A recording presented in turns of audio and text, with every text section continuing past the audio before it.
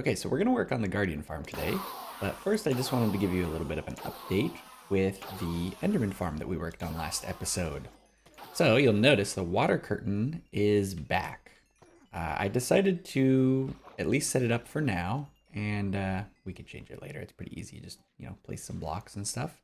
Uh, okay, this is the big thing though. I cleared all of the old obsidian pillars, every single one of them. And just to show you, yeah, I actually filled up a whole double chest of obsidian and had to put some of it in here. And then this had full inventory spots, and so I had to put it a little bit in here, just like a stack. That's mostly for making beacons. Probably won't use that all up in a long, long time. It's nice to have that much obsidian, though. We might need it if I ever get around to making like a sky island, and then we need some obsidian to like stop and start like the flying machine elevator stuff. We'll see. So the Guardian farm. Now you may remember from last episode, we came here and we're like, ooh, I can't wait for all the guardians to spawn.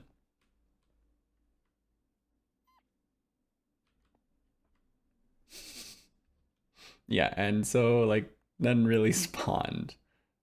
So we have a bottleneck, I'm pretty sure. And actually, one of the cool things we can do in command block survival, I will do right at this very moment.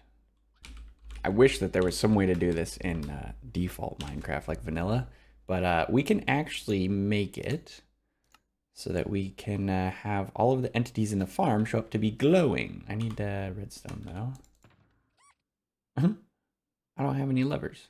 Okay. That's a lever, kinda. Boom. Okay, so we can see the guardians in the farm without actually having direct line of sight to them. And you'll notice something. There's one guardian there, and he is not falling down. Also, the other thing you'll notice... Oh, he finally fell. They're not really spawning very good. They should be spawning a lot more than that. So we're going to look into that today and see if we can maybe figure out what is going on here. I'm flying up to an AFK platform I made here a while ago. And the spawning looks like it gets a lot better. It's not very fast in removing them. So we still have something to work on there. But the question that exists is... Are these guardians blocked by fish spawning here, or are they blocked by zombies spawning in caves? Because there's like separate mob caps in the game. Now, while we have this opportunity of a ton of them not going where they're supposed to go, gotta watch out for these phantoms. We can just pop in here, see what's happening. Oh. As soon as I come in here, they all slid down. Okay, let's try and stay out of range. Ugh.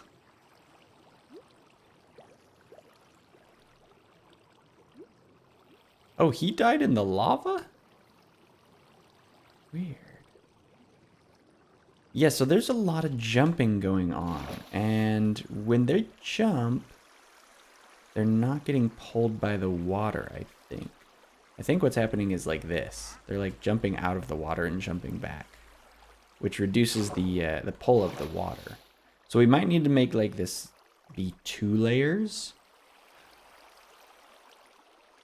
Oh, wait a second.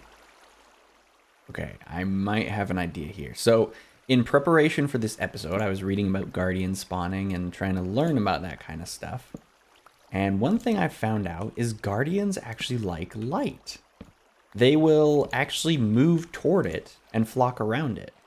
So like in a normal like temple or whatever, they'll go into the area that has like a sea lantern by it or something, and then they'll all kind of like hover around it.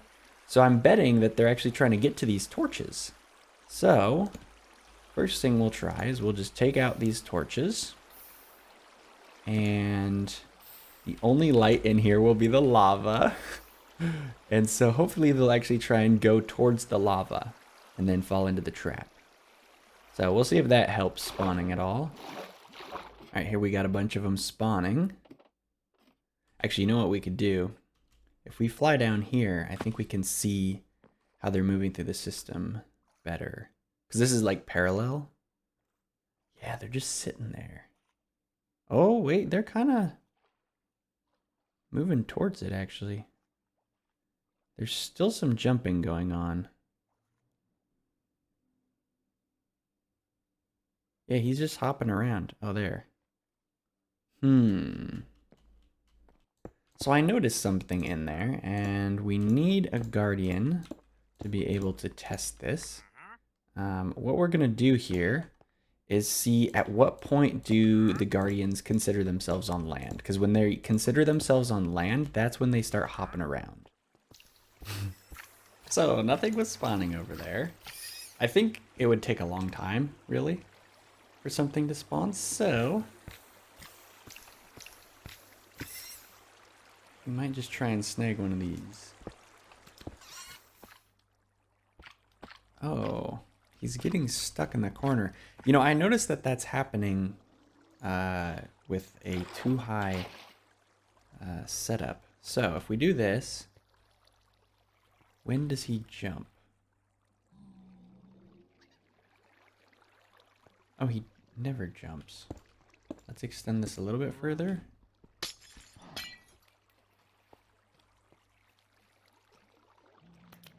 So it's when he's not in the water. Okay, so as long as he's touching any form of water, he won't jump.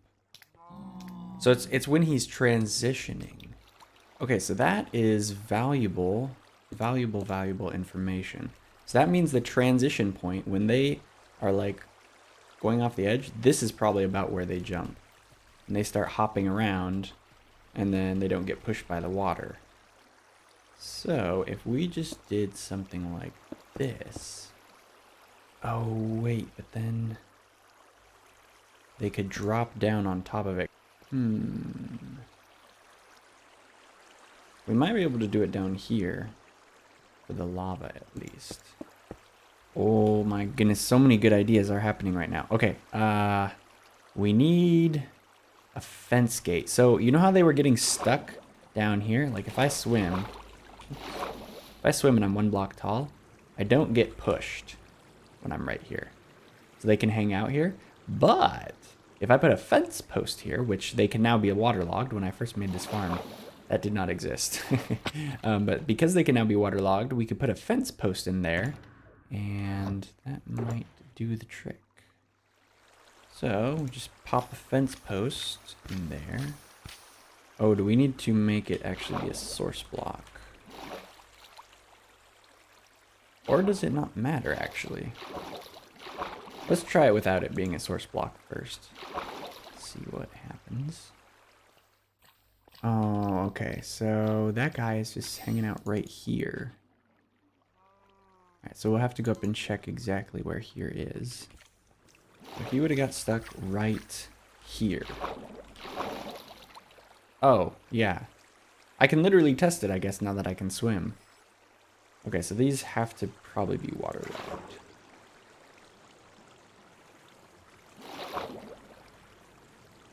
I'm still kind of stuck. Not good. Now, what if this is just straight up a block? Why didn't I think of this before? Maybe because they can jump back up here? But I mean, there's already water there. Dude, why didn't I just make these blocks before? Wow. Cannot believe it. Oh, they can still get stuck on the lava. They're swimming up. I didn't realize they could swim in lava when I made this farm.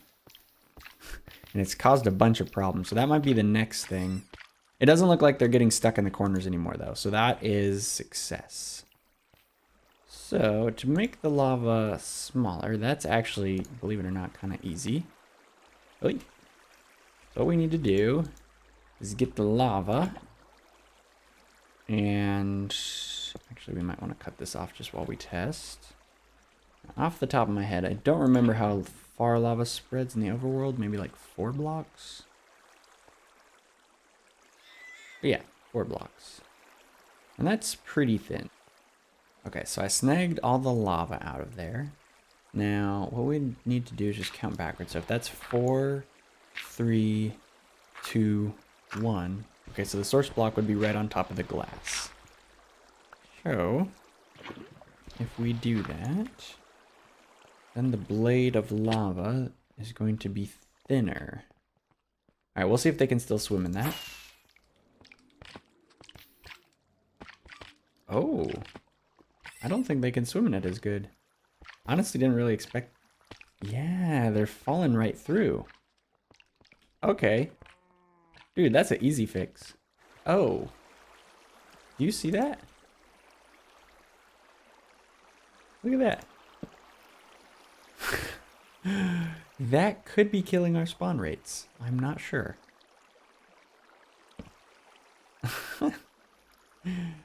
That's kind of funny. Dude, they don't get pushed at all. A dolphin spawned. Can you...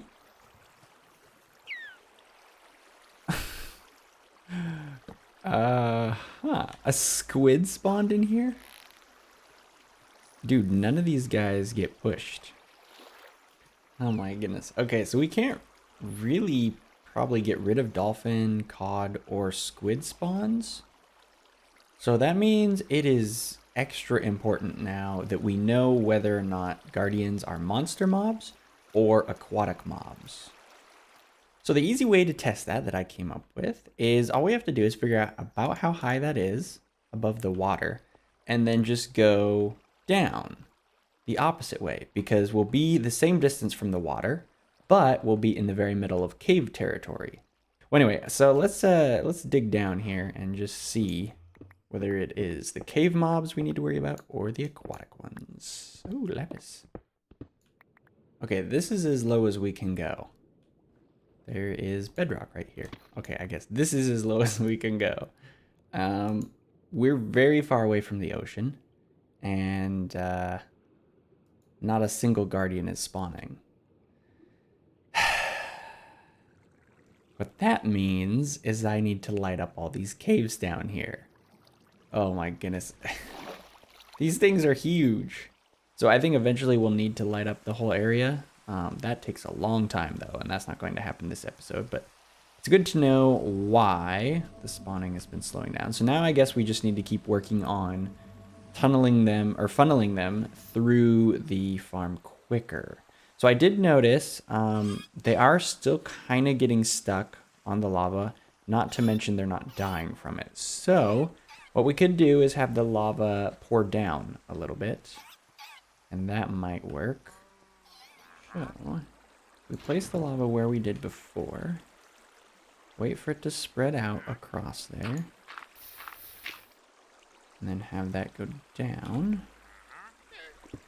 That might do what we need it to do. Okay, so now it's pouring down. Now we need to see if it's more likely that they fall down or if the guardians die in the lava, because we don't want them to die in the lava because that's item drops that we don't get. Okay, that's a good amount. Let us see. Are you all dying in the lava? Oh. Oh. Okay, a lot of them are dying in the lava. So I put the fire back to the way it was, where it's just the little blade. That seemed to have the least amount of lost drops in the lava. And I would rather have them down here not totally dead than have them not have a chance to get their items at all. And I came up with a different idea. Yeah, while they're on fire, if we do any type of damage to them, we should still get cooked fish, which is kind of the whole point why we want them on fire, actually. So I was thinking, how can we damage the guardians without damaging the foxes? So I'll give you a second to try and figure it out. See if you can come up with it before I find the correct chest. I guess I'll just go look for it. What can damage foxes, or damage guardians, but not foxes?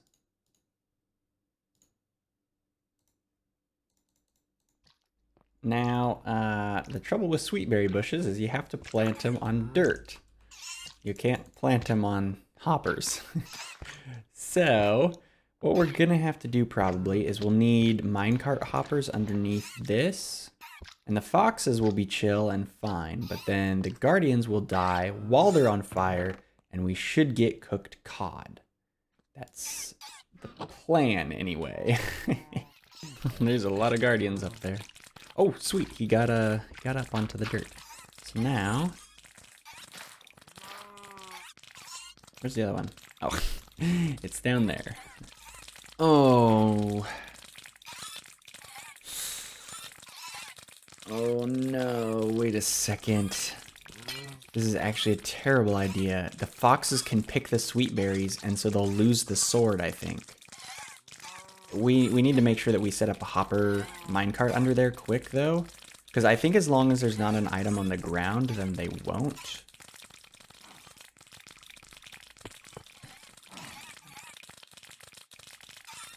Oh, they picked some sweet berries. And they're not getting picked up. Wait, are they not eating it? Maybe they're not hungry. Okay, I gotta turn those dorky guardians down. So I have a question, and I know the answer to it, or at least I've known the answer to it, but I have forgotten the answer to it. So, if we have... Okay, so that can grow on top of tilled soil. But can it pick up items too? Oh, it can.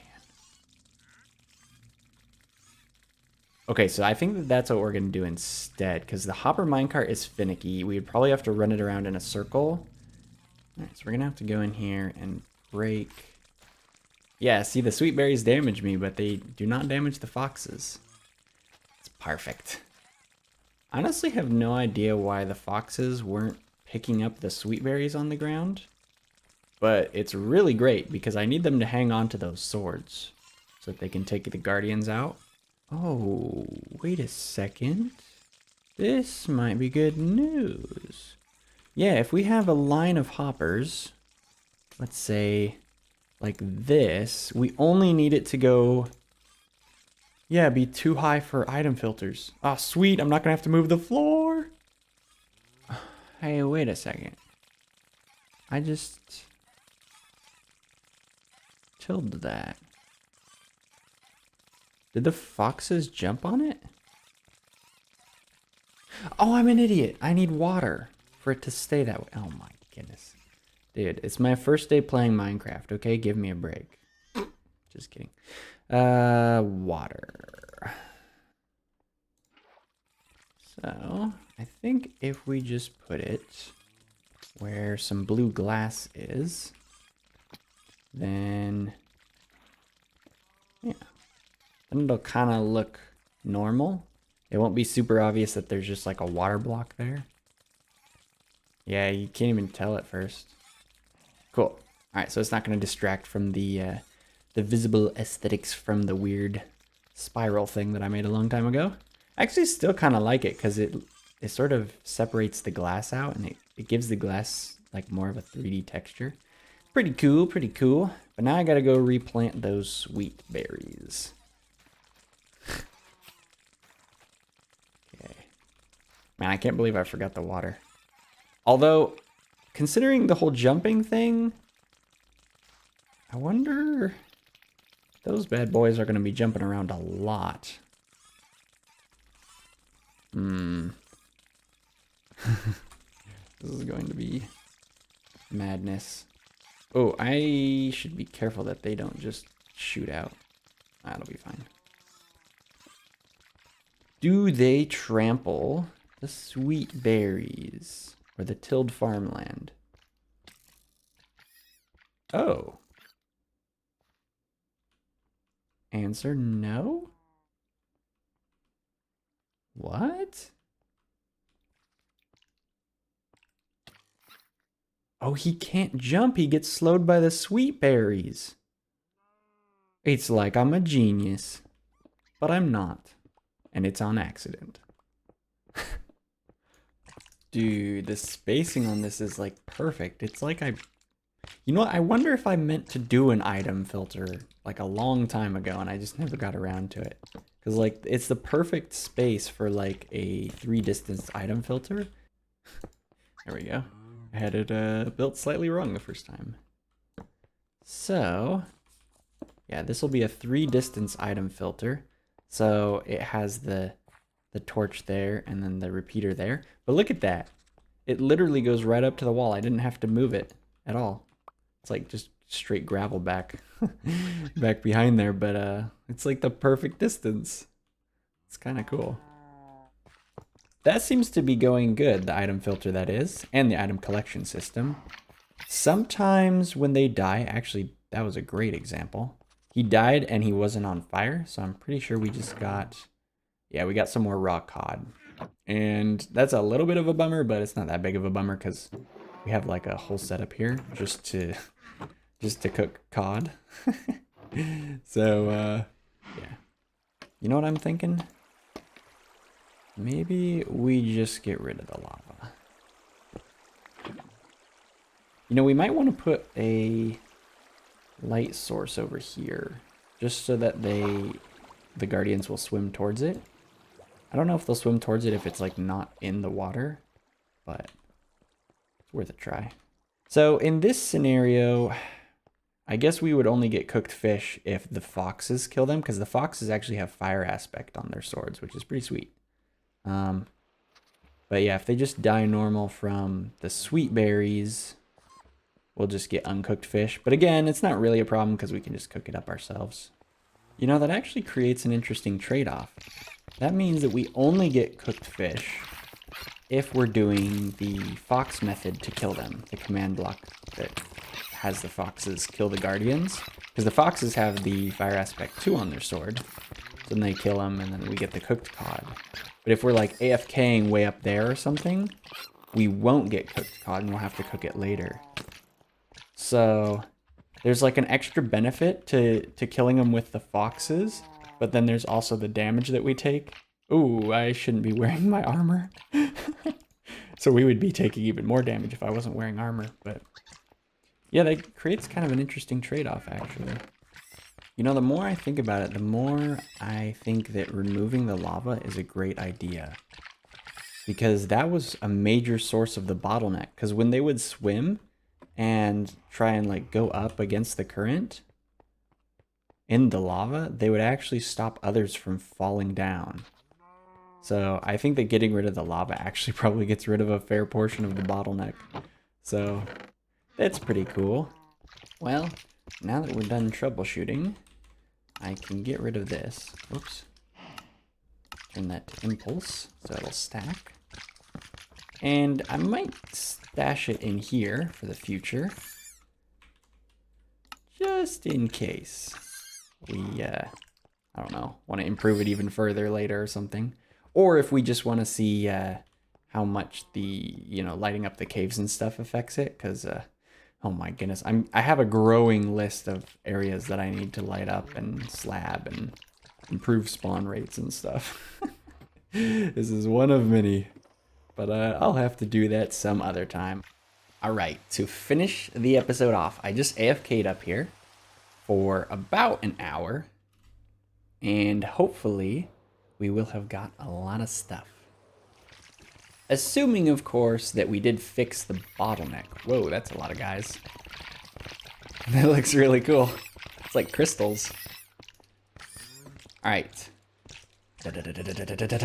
All right, so there was like 1 row of prismarine crystals and then like 2 stacks. Oh my! That was 1 hour! Oh my goodness. Oh yeah, okay, that didn't go up. Oh, wowza. Yeah, there was like 2 stacks of raw cod. Okay, I think we can conclusively say that the bottleneck has been fixed. Wow, that was, my goodness. I did not realize that many. Wow. Okay. Cool. Well, that's going to be it for this episode because clearly we accomplished something momentous. I'm going to go make a bunch of prismarine things. And actually probably some dark prismarine too because we used all that up in the last episode. Anyway, so that'll do it from me. I hope you enjoyed this episode.